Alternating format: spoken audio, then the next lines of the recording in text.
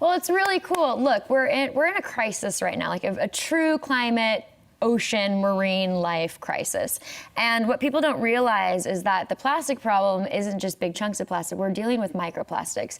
So I feel really proud and honored and excited to be joining up with Amex because they've created a partnership with Parlay, which is this amazing network that brings together artists and collaborators, environmental organizations, et cetera, to raise awareness about not only ocean pollution, but also create solutions for how we can move together forward in a better way. Shailene, you've written extensively about this topic. You've also talked to a lot of big name CEOs. What companies are doing it right and what companies are doing it wrong?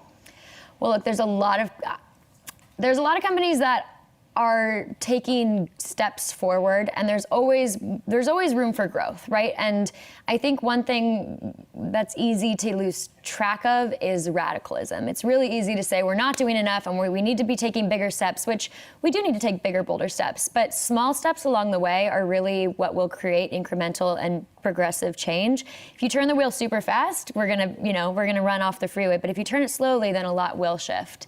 And American Express is a really good example of that right now with their new green card that they've created that's made mostly from ocean plastic, but also this campaign that we're doing online on social media, which is for every comment that somebody makes on either the Amex or the Parlay Oceans Instagram page, or if you go on there and you tag a friend who might be interested in ocean cleanup and ocean awareness, then they will clean up up to 1 million pounds, but 2 pounds per comment of ocean waste. Shailene, I read a piece that you wrote about your time with Greenpeace, and you were talking about going to the grocery store and you found yourself buying single-use plastic items. So when I think of a credit card, I think of millennials going out and buying things. So from your own experience, how do you act as a consumer and how can you encourage people to be more conscious when it comes to their consumption? This is a holistic approach, right? Right now there's not a lot of options for us. So it's hard to say, don't go to the grocery store, don't buy any more plastic toothbrushes, don't buy any more plastic deodorant. You're like, I gotta brush my teeth. Like, there's no other options.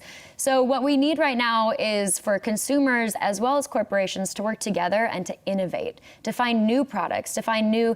Plastic was a failed kind of experiment. It worked for a while, but we didn't really know what the ramifications would be later on. And now we do know. So now it's time to create new options.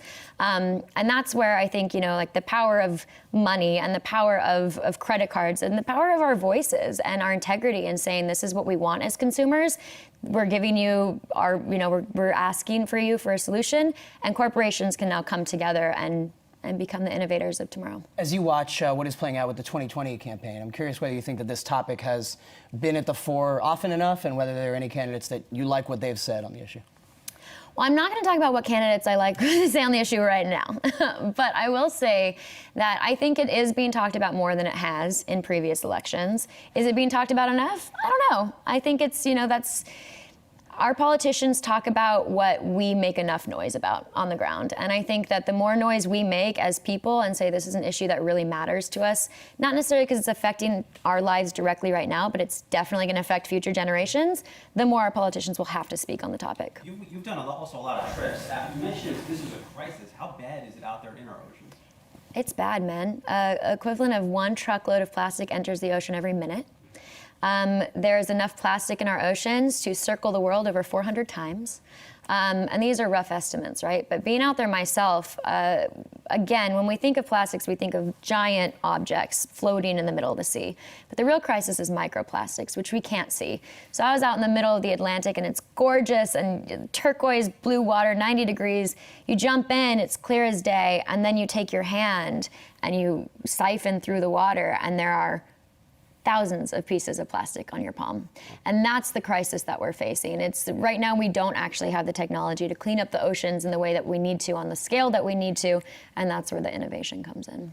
While we have you here, if we shift gears for a moment, we talk so much on this show about the streaming wars and everything that's going on with Netflix and Disney and HBO. Having done the show on HBO, I'm curious what you make of that changing landscape and all the networks that are launching shows where, on Netflix, a show drops all at once, HBO, one of the places that it's still a weekly format. Your take there? It's kind of like the wild, wild west right now in my industry.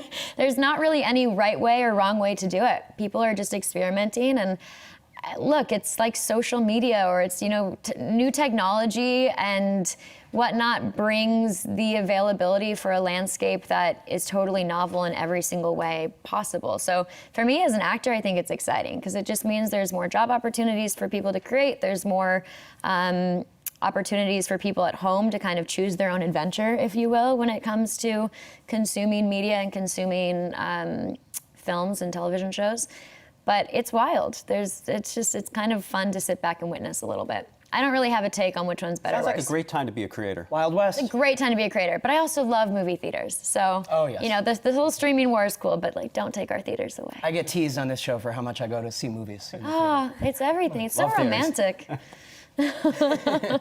Sorry, Movie Pass, though. Yeah. All right, Sozzi, thanks. Shailene Woodley, thanks so Yeah. much for joining us. Thank you guys.